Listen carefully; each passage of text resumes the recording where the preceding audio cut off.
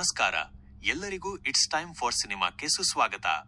ಇವತ್ತು ನಾವು ಪ್ರೀತಿ, ಕಳೆದು ಹೋದ ನೆನಪುಗಳು ಮತ್ತು ಮನುಷ್ಯ ಸಂಬಂಧಗಳ ಸೂಕ್ಷ್ಮತೆಯನ್ನು ಕಟ್ಟಿಕೊಟ್ಟ ಅದ್ಭುತ ಮಲಯಾಳಂ ಸಿನಿಮಾ ಪ್ರಣಯ ವಿಲಾಸಂ ಕುರಿತು ಮಾತಾಡೋಣ. ಟ್ರೈಲರ್ ನೋಡಿದಾಗ ಇದು ಒಂದು ಕಾಲೇಜು ಲವ್ ಸ್ಟೋರಿ ಇರಬಹುದೇನೋ ಅಂದುಕೊಂಡಿದ್ದೆವು. ಆದರೆ ಈ ಸಿನಿಮಾ ನಮ್ಮ ಅಮ್ಮಂದಿರ ಆಂತರ್ಯದಲ್ಲಿ ಅಡಗಿರುವ ಒಂದು ಪ್ರಣಯ ಪತ್ರವಿದ್ದಂತೆ. ಕಥೆ ಸೂರಜ್ ಅವನ ತಂದೆ ರಾಜೀವನ್ ಮತ್ತು ತಾಯಿ ಅನುಶ್ರೀ ಅವರ ಸುತ್ತ ತಿರುಗುತ್ತದೆ. ತಂದೆ ಮಗ ಇಬ್ಬರು ತಮ್ಮ ಪ್ರೀತಿಯಲ್ಲಿ ಬ್ಯೂಸಿಯಾಗಿರುತ್ತಾರೆ. ಆದರೆ ಮನೆಯಲ್ಲೇ ಇರುವ ಆ ಗೃಹಿಣಿಗೆ ತನ್ನದೇ ಆದ ಲೋಕ, ತನ್ನದೇ ಪ್ರೀತಿ, ತನ್ನದೇ ಕಳೆದು ಹೋದ ಕನಸುಗಳಿದೆ ಅನ್ನೋ ಸತ್ಯವನ್ನು ಅವರು ಅರಿತಿರುವುದಿಲ್ಲ. ಕಾಲೇಜಿನ ಪ್ರೀತಿ, ಜಗಳ, ಪ್ಯಾಚಪ್ಗಳನ್ನು ದಾಟಿ ಸಿನಿಮಾ ಒಂದು ಹಂತಕ್ಕೆ ಬಂದಾಗ ಕಥೆ ಒಂದು ದೊಡ್ಡ ತಿರುವು ಪಡೆಯುತ್ತೆ. ಅನಿರೀಕ್ಷಿತವಾಗಿ ರಾಜೀವನ್ ಮತ್ತು ಸೂರಜ್ ಅನುಶ್ರೀಯವರ ಹಿಂದಿನ ಪ್ರೀತಿಯ ಕಥೆಗಳನ್ನೇ ಹುಡುಕಿಕೊಂಡು ಹೋಗುವ ಪರಿಸ್ಥಿತಿ ಬರುತ್ತೆ. ಅದೇ ನೋಡಿ ಈ ಸಿನಿಮಾದ ಭಾವನಾತ್ಮಕ ಕೇಂದ್ರಬಿಂದು. ಅವರಿಗೆ ಒಂದು ಡೈರಿ ಸಿಗುತ್ತೆ. ಆ ಡೈರಿಯಲ್ಲಿ ಬರೆದ ಕಥೆಗಳನ್ನೇ ಓದುತ್ತಾ ತಂದೆ ಮಗ ಮೊದಲು ಅಚ್ಚರಿ, ನಂತರ ಕೋಪ, ಕೊನೆಗೆ ಗೌರವ ಕಲಿಯುತ್ತಾರೆ.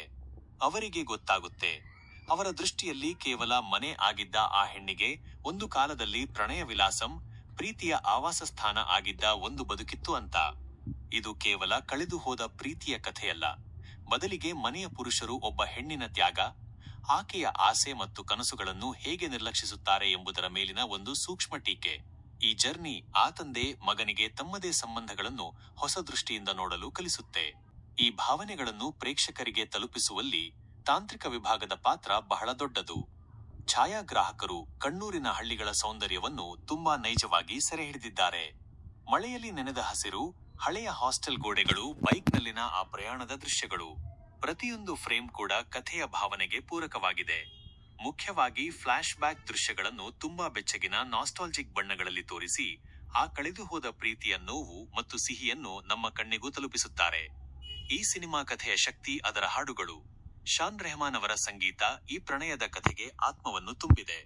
ಆ ಹಾಡುಗಳು ಪ್ರೀತಿಯ ಹೊಸತನವನ್ನು, ವಿರಹದ ನೋವನ್ನು ಏಕಕಾಲದಲ್ಲಿ ಅನುಭವಿಸುವಂತೆ ಮಾಡುತ್ತವೆ. ಹಿನ್ನೆಲೆ ಸಂಗೀತವು ಬಹಳ ಶಾಂತವಾಗಿ ಮತ್ತು ಗಂಭೀರವಾಗಿ, ಮಾತುಗಳಿಗಿಂತ ಮೌನ ಮತ್ತು ಸಂಗೀತವೇ ಹೆಚ್ಚು ಭಾವನೆಗಳನ್ನು ಹೇಳಿಬಿಡುತ್ತವೆ. ನಿರ್ದೇಶಕ ನಿಖಿಲ್ ಮುರಳಿ ಕಥೆಯ ಈ ಗಂಭೀರ ಭಾವನೆಯನ್ನು ಹಾಸ್ಯದೊಂದಿಗೆ ಬೆರೆಸಿ ಸಮತೋಲನ ಕಾಯ್ದುಕೊಂಡಿದ್ದಾರೆ. ಒಟ್ಟಿನಲ್ಲಿ ಹೇಳಬೇಕು ಅಂದ್ರೆ, ಪ್ರಣಯ ವಿಲಾಸಂ ಕೇವಲ ಯುವಜನಾಂಗದ ಪ್ರೀತಿಯಷ್ಟೇ ಅಲ್ಲ, ಅದು ಸಂಬಂಧಗಳ ಆಳ ಮತ್ತು ಗಂಡು ಹೆಣ್ಣಿನ ಪ್ರೀತಿಯ ಮೇಲಿನ ದ್ವಿಮುಖ ಧೋರಣೆಯನ್ನು ಪ್ರಶ್ನಿಸುವ ಸಿನಿಮಾ. ಇದು ನಿಮ್ಮನ್ನು ನಗಿಸುತ್ತದೆ, ಕೊನೆಯಲ್ಲಿ ಖಂಡಿತ ಕಣ್ಣಂಚು ಒದ್ದೆ ಮಾಡುತ್ತದೆ. ಒಂದು ಸಲ ನಿಮ್ಮ ಪೋಷಕರ ಬಗ್ಗೆ, ನಿಮ್ಮ ಸಂಗಾತಿಯ ಕಳೆದು ಹೋದ ಕನಸುಗಳ ಬಗ್ಗೆ ಆಲೋಚಿಸಲು ಈ ಸಿನಿಮಾ ನಿಮ್ಮನ್ನು ಪ್ರೇರೇಪಿಸುತ್ತದೆ.